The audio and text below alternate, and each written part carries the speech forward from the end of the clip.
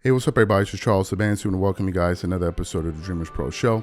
We cover everything from sports, hot topics, classic debates, and entertainment, and we give you guys a fresh perspective on things and how we see them. And today we got a hell of a show for you guys. Before we get into it, please make sure you like the video and subscribe to the channel. Also, if you want to follow me on Instagram, my handle is CTABANZ. You want to follow the channel, Dreamers Pro, and if you want today's full show before it comes out on YouTube, streaming for free, Dreamers Pro Podcast. We have pin below. Anyway, let me get into this topic here. So, Gilbert Arenas, we've done shows back and forth, talking basketball predominantly over the last, let me say, 5 months or so, 5-6 months. I disagree with a lot of Gilbert Arenas' basketball takes. Some people do. I don't know why, but a lot of people disagree. I disagree with him. A lot of people from our community disagree with him. But nevertheless, Gilbert Arenas seems to be the man on these that people go to get his opinion on these topics, right? You see him and Rashard McCann always going back and forth on their show, always disagreeing, which makes for an entertaining show. Although sometimes I do believe that Gilbert Arenas does not believe the majority of what he's saying. He disagrees with me, but that's what I think. So what happened? As you guys know, Gilbert Arenas is a regular contributor on Nightcap with Shannon Sharpe. I don't know how that happened, but he's a regular contributor, and he seems to be kind of the basketball guy on this show. So as you guys know, recently there was an uproar around the NBA's new 65-game rule, which basically says if you want to qualify for awards like All NBA Selection, MVP, Defensive Player of the Year, you need to play at least 65 games and at least 20 minutes in those games. And then various players like Halliburton realize that he's most likely won't be able to qualify. Joel Embiid, he recently got injured, I think with a meniscus tear or something like that. He's going to miss out on the MVP award. And there's been this conversation around it. So what happened? Shannon Sharpe and Gilbert Arenas were discussing this very thing on Nightcap. And Gilbert Arenas was trying to make a point that I don't know why Gilbert takes these points. I don't know, because it doesn't make any sense. It's like Gilbert Arenas looks for the wrong position and then tries to defend it every time. I don't know why he does that, but he likes to do that. I don't know why. But something interesting happened, because when Gilbert Arenas started to try to defend these players and defend it, players whining and complaining about it, Shannon Sharpe basically checked him to his face. Is like, Gilbert, if the players didn't abuse the system and they actually showed up and worked and played and went to work when they were supposed to, this situation would not even exist. So for those of you who didn't see this exchange, want to play it for you now and then want to come back and continue on the show, take a listen to Shannon Sharpe basically telling Gilbert Arenas to his face that the points he was making is absolutely ridiculous. Take a listen to that. If Joel Embiid said he doesn't care about the MVP, the only other trophy, the only thing that matters to him is the finals, well, get your big ass healthy. Don't worry about the MVP, and get healthy, and let's go win the championship. Now, that's what he said. He said, because after he dropped that 70, he said, that's fine and good, but the most important thing to me is the NBA championship.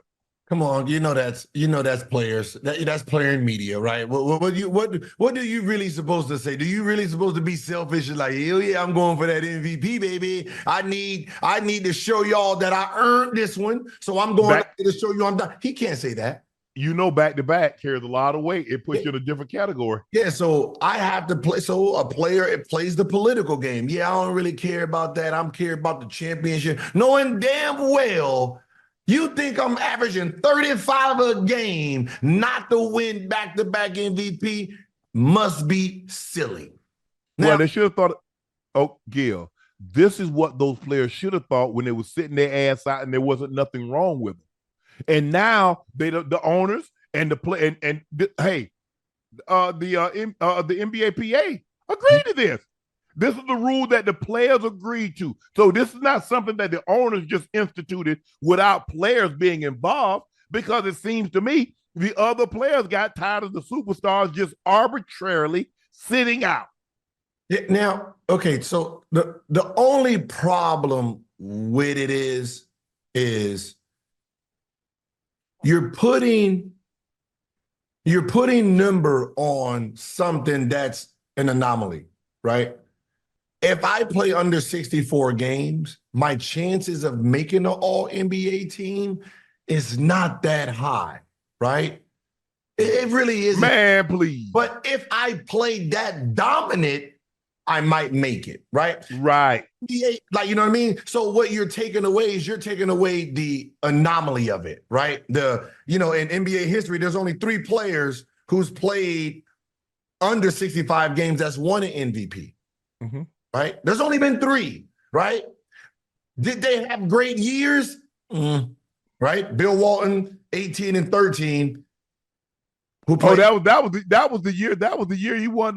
They won the finals. They won the championship in '77. Yeah, but he played 58 games. George Gervin played all 82 games, averaging 27. Yeah. Right. So he was runner up. So unless if it was the other way, it made sense. The fact that he's averaging 35 a game, that oversees your number, right? Yeah. But guys were sitting out, and it wasn't nothing wrong with them. So now what you've done is because you were sitting out, so now we got to punish everybody. I believe there's something seriously wrong with Joel Embiid's knee. But because he and so many other players over the last decade had arbitrarily taken off, well, I don't want to play tonight. I'll play tomorrow night. So the NBA said, nah, we're not going to have you. We got games on TNT. We got games on ABC. We got games on ESPN. We got these games, and y'all sitting out. No, that ain't going to happen. We're finna stop it. So, okay, we're going to take money out your pocket. That's the only thing that matters to you. Yeah, but I don't think there should be a number on it, right? 65 games. There shouldn't be a number. Just make it simple. Right? Just make it simple. Totals. I've always believed in totals, right? Yeah, totally. Play 65 games. No. For the awards, it's total. Like total points. Like if you're the scoring leader, right? So you heard the exchange between the two of them. Listen, I'm so happy that Shannon Sharpe said it. And the thing that made it even more satisfying was the fact that they couldn't pull this card of, oh, you're not an athlete and blah, blah, blah, blah, blah. Shannon Sharpe is an athlete. Hall of Fame level NFL player. And even he was like, bro, I don't know what you're talking about. The vast majority of us out here, like, I don't know what you're talking about. Today, I got a very weird comment this morning from somebody that left a comment on one of our shows reacting to what Stephen A. Smith had to say about this rule.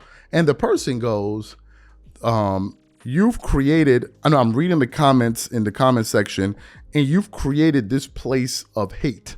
And I wrote to the guy, responded, I said, what hate?